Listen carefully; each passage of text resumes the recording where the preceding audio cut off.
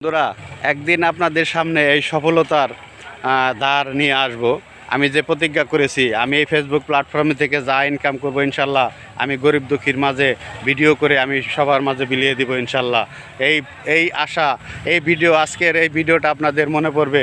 আমি একদিন আসব আপনাদের সামনে এই ভিডিওটা নিয়েই, একদিন দেখবেন যে আমি আপনাদের সামনে আসছি এবং কি গরিব দুঃখীর মাঝেই আমি ভিডিও নিয়ে আসব।